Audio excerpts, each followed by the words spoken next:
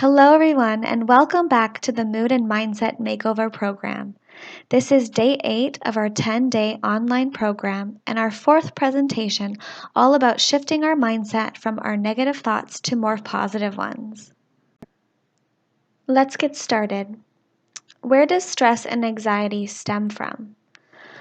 Often, it is a deep internal belief about yourself. A negative belief that has been imprinted subconsciously and believed for a very long time, usually since childhood.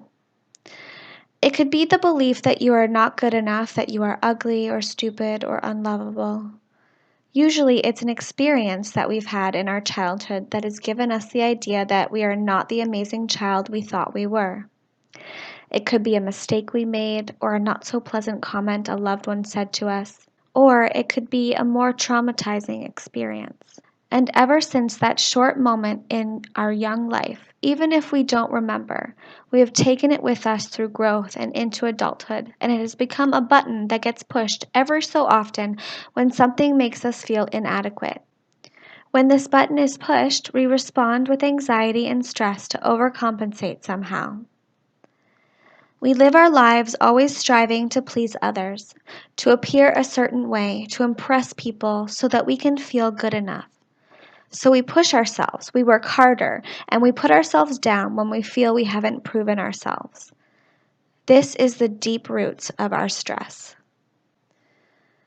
Once we figure out the root cause of our stress and negative thinking, we must go through our own process of rewiring our thought patterns from the negative things we say to ourselves. This is not a quick step. It can be a long journey, but it is a journey worth traveling because once you begin to believe in yourself and start to love yourself, your life will change. The first thing to do is to start paying attention to the thoughts you have, especially when you are stressed. What are you thinking about yourself? What are you thinking about others? What are you saying about yourself to others? Once you realize your common negative thought patterns, try to stop them in their tracks. If you are speaking out loud, say you see yourself in a mirror and you have the urge to say, "Oh, I look awful," stop yourself. The next step is to replace those negative thoughts with positive ones. So once you start catching yourself saying you don't love how you look and you stop yourself, replace that comment with a more positive one like, "I'm looking good today." Now that can be very hard at first, so if you can't convince yourself that you look good, try choosing a feature that you do feel good about, like the color of your eyes or your outfit or your personality, like, "I love my eyes," or "I love how funny I am." Then you can start saying really nice things about yourself, even if you don't quite believe it at first. These are called positive affirmations, and the idea is to repeat them often in order to rewire your thought patterns. The more you hear these positive words coming from your mouth, the more you will start to believe them to be true because they are true. You are beautiful. You are strong. You are confident. You are smart. You are kind. You are amazing.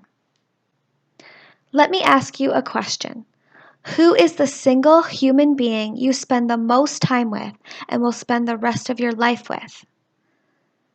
The answer is you. Imagine if you had a best friend, someone that is with you every single day, experiencing every single moment with you. But this friend is always putting you down, always criticizing you, always questioning you. You wouldn't let that happen, right? Your best friend should be lifting you up, saying wonderful things about you and loving you unconditionally. Why can't you be your own best friend? Why don't you lift yourself up every day by saying lovely things about yourself and loving yourself no matter what mistakes you make or experiences you have? Positive affirmations can be used every day with any situation. They don't necessarily have to be about boosting your confidence. Affirmations can be used to help change your thought patterns about something you are worrying about. For example, let's say you have a deadline to meet and it's creeping up and you feel like you haven't got much done. You start to feel overwhelmed and begin thinking thoughts like, "I'm not going to get it done in time. I have so much to do." And then you start putting yourself down, saying things like, "I always leave things to the last minute. It's going to be horrible. I'm going to look like an idiot." That's the need to look good and feel good for other people. But the thing is, the deadline will stay the same and continue to creep up. So why waste more time panicking? To help yourself feel more relaxed about it, remind yourself that it's going to be okay. Use affirmations like everything will work out. I always get things done on time. I always do a great job. Saying things like this will put you in a better mood so you can focus on working on the task at hand. If you struggle more often in certain areas of your life, maybe you stress over finances or your job, try shifting your mindset with affirmations like, I always pay my bills, my income is always increasing, or I work in a positive atmosphere. Choose an affirmation that really fits you and your life and make sure you feel good when you're saying it. One tool that I learned years ago and find it works amazingly at changing my attitude around is practicing gratitude. This is the practice of thinking of things you are thankful for in your life currently. Thinking of what you are grateful for reminds you of the wonderful things you have in your life right now, rather than wishing things were different or focusing on things that make you stressed. Being grateful for what you have might be difficult at first, but the key is to start out small by thinking of maybe 3 little things that you are thankful for. For example, you could be grateful for a warm, sunny day, for a loved one in your life, or for the smell of coffee in the morning. These things should put a smile on your face, even for just a moment. And when you practice gratitude on a regular basis, it gets easier to think of more wonderful things in your life, and you'll start to notice a shift in your perspective. I try to think of at least 3 things that I'm grateful for first thing in the morning to start every day off on a positive note.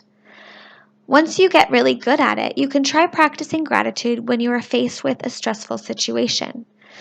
When I'm running late for work and I'm stressed out about getting there on my drive, I always try to say thank you when I get the advanced light. When I'm worried about my expenses, I try to feel grateful for being able to pay rent and my car payments and buy everything that I need. I would like to challenge you to practice gratitude today, actually right now. You can pause this video and think of 3 things that you are grateful for. Go ahead.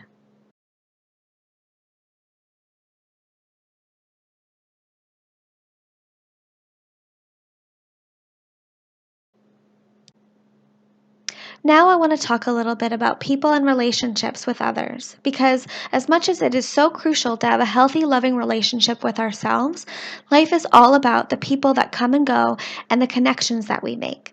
Sometimes we are faced with difficult people and difficult relationships that can cause us a lot of stress. And the most important thing that I have learned to help me deal with this is remembering that we are all on our own journey, learning at different paces. Someone might upset you or hurt you, and it may feel intentional, but often it is because that person has been hurt in the past or taught to act a certain way, and that's all that they know. As much as they may be doing wrong, they feel they are doing their best. Sometimes remembering this makes it easier to forgive and move forward. It is important to remember that just as we cannot make someone else happy, we cannot expect another person to make us feel happy. It is up to us to create our own happiness. With that being said, just like it is important that we are positive and kind to ourselves, we need to surround ourselves with positive and uplifting people.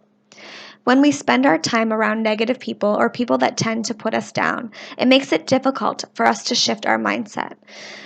But being around positive people helps boost our mood and enhances our journey towards self-love and a positive mindset. So do what you can to limit the time you schedule with people that struggle to be positive and make more time for the people in your life that you feel happy to be around. The key note to take from this presentation is to love. Loving yourself and appreciating and loving others and the wonderful world around us can only make us feel better emotionally.